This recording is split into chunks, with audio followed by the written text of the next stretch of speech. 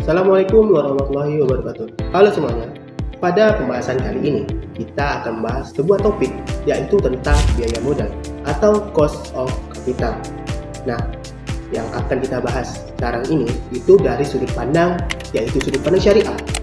Sudut pandang syariah bukan hanya sekedar teori akuntansi, tetapi ia adalah titik temu antara etika islami dan juga praktik bisnis modern. Nah, setiap perusahaan, baik kecil maupun perusahaan besar, membutuhkan modal untuk menjalankan sebuah operasional dan juga investasi. Biaya modal adalah harga yang harus dibayar perusahaan untuk menggunakan dana tersebut. Dalam konteks konvensional, ia diukur sebagai tingkat pengambilan minimum yang harus diperoleh agar nilai perusahaan tidak merosot. Tujuannya apa? Tentu, tujuan utamanya adalah memaksimalkan kekayaan pemegang saham. Nah, di sini kita akan membahas biaya modal dalam konteks syariah secara umum. Nah, secara umum, biaya modal itu menggunakan Weighted Average Cost of Capital atau WACC. Nah, biaya modal ini rata-rata yaitu tertimbang. WACC terdiri dari biaya utang dan juga biaya ekuitas. Komponen dalam sebuah konvensional diukur dari bunga pinjaman setelah dikurangi penghematan pajak. Nah, disinilah tantangan terbesar bagi keuangan syariah, tentu adanya larangan keras terhadap bunga ataupun riba. Kita semuanya tentu tahu, Allah Subhanahu wa Ta'ala dengan tegas mengharamkan yang namanya riba. Sementara menghalalkan jual beli, riba adalah praktik yang memastikan keuntungan finansial tanpa adanya risiko real dan juga berpotensi menimbulkan ketidakadilan. Kenapa? Dalam Islam, modal tidak boleh berdiri sendiri dan juga beranak pinak. Modal harus digunakan dalam aktivitas ekonomi yang real dan hasilnya bisa dibagi berdasarkan risiko yang ditanggung bersama. Oleh karena itu, kerangka biaya modal syariah harus sepenuhnya menggantikan unsur riba dan fokus pada prinsip bagi hasil atau profit and loss sharing. Pendekatan ini memastikan bahwa penyediaan modal dan pengelola modal sama-sama merasakan untung dan rugi, sehingga terciptanya keadilan, transparansi, dan keberkahan. Menariknya, Islam juga mengidentifikasi ulang apa itu biaya. Pengeluaran seperti zakat, infak, sedekah, dan wakaf tidak diakui sebagai biaya operasional atau beban produksi dalam konteks syariah.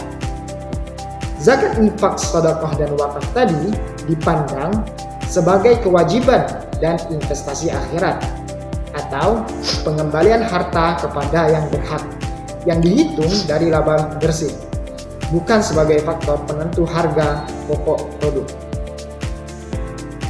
Sebelum kita berlanjut ke pembahasan berikutnya, terlebih dahulu kita harus memahami konsep dasar biaya modal dalam perspektif syariah.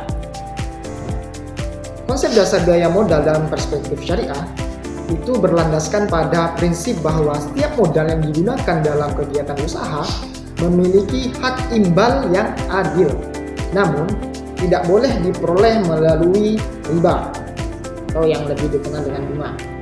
Dalam Islam sendiri, modal dipandang sebagai amanah yang harus dikelola dengan jujur dan bertanggung jawab. Oleh karena itu, imbalan bagi pemilik modal hanya dapat diterima apabila usaha menghasilkan keuntungan. Sedangkan apabila usaha mengalami kerugian, maka pemilik modal juga harus ikut menanggung resiko sesuai dengan porsi kontribusinya. Jadi, konsep ini diwujudkan melalui mekanisme bagi hasil atau tadi yang lebih dikenal dengan profit and loss sharing yang diterapkan dalam akad seperti murabahah dan musyarakah. Menariknya, Islam juga mendefinisikan ulang apa itu biaya.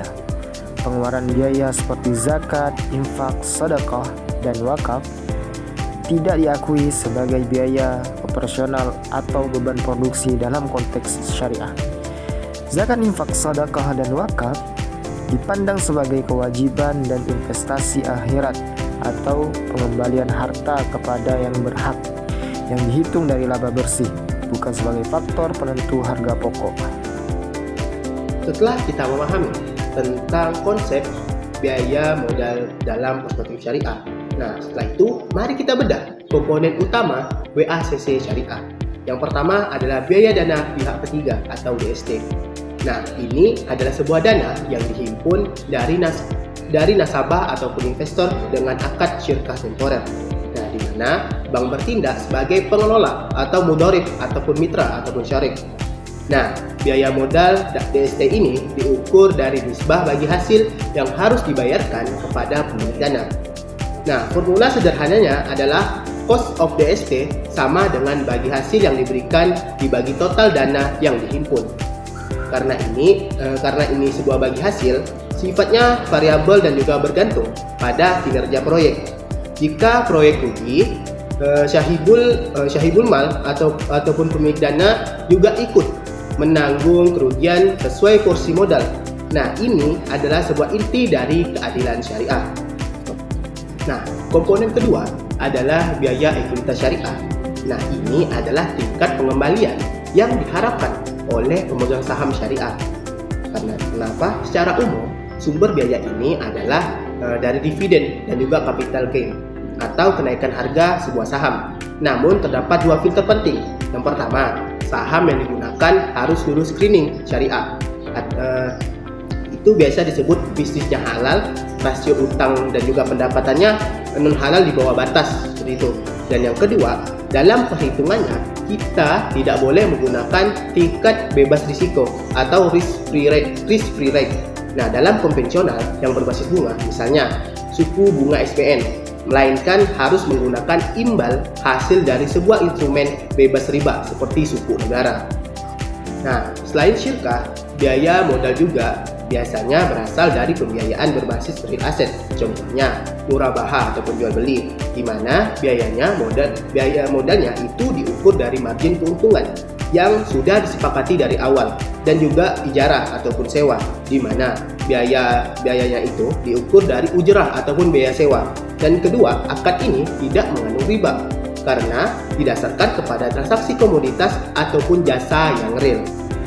Jadi, cost of capital syariah pada dasarnya adalah gabungan dari biaya dana syirkah temporer dan biaya ekuitas, di mana bobot proporsional modal dan biaya komponen sama-sama harus berasal dari sumber yang halal dan etis. Dengan demikian, keputusan investasi yang diambil sebuah perusahaan syariah akan memberikan nilai maksimal kepada pemegang saham, sambil tetap mematuhi prinsip keadilan dan maslahat bagi seluruh masyarakat. Dapat kita simpulkan bahwasanya dari pembahasan tadi, biaya modal dalam perspektif Islam membuktikan bahwa etika dan efisiensi dapat berjalan beriringan. Ini menentang kita untuk berinvestasi bukan hanya dengan harapan untung saja, melainkan dengan semangat berbagi risiko dan mencari keberkahan. Terima kasih teman-teman telah menyaksikan penyampaian materi dari kami. Kami ucapkan mohon maaf jika ada salah kata dalam penyampaian yang telah kami sampaikan. Saya Wira Dikusuma. Saya Muhammad Faisal. Wassalamualaikum Warahmatullahi wabarakatuh. wabarakatuh. Nah,